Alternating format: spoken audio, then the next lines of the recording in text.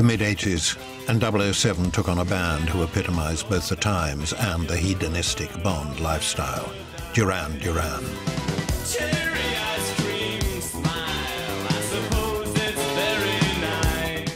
Every video of theirs was then swanning around with girls draping themselves over them, and it was all kind of bare-chested, and it had an idea of Playboy cool.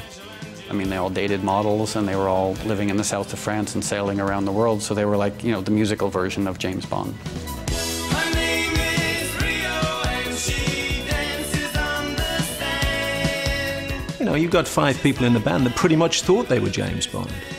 You grow up as a boy loving James Bond, wanting to be James Bond, wanting to be part of that story. Sounds quite reasonable.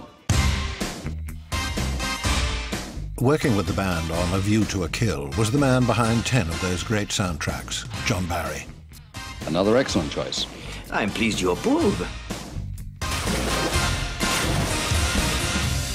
Meeting you with a view to a... The working relationship wasn't an easy one. After 7 years together, Duran Duran were close to implosion.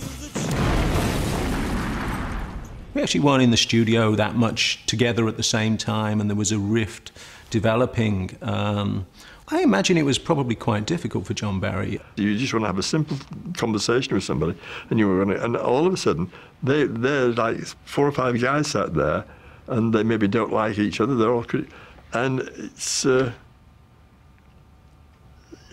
then you don't know who you're talking to. You know, who can I?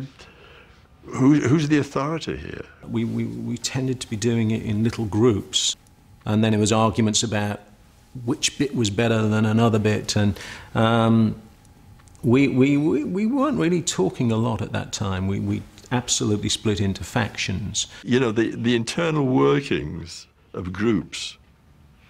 You could write a book thicker than the Bible on those kind of things.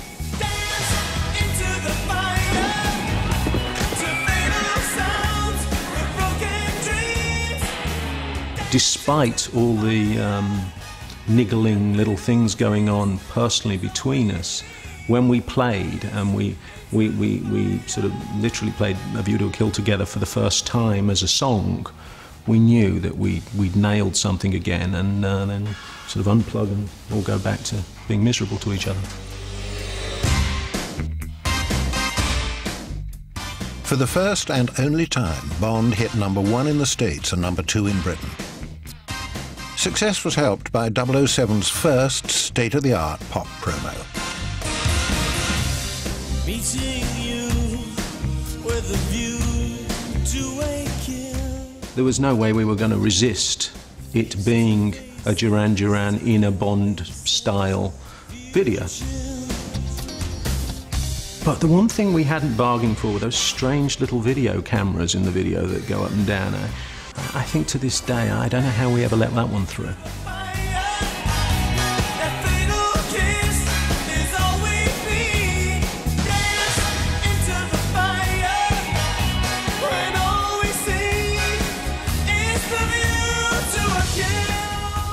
The best thing about that was the video in which Simon Le Bon said, "Aren't you Bond, Simon Le Bon?" Yeah, he did it. He did it with the beret. He didn't just do it, he did it with a beret on his head.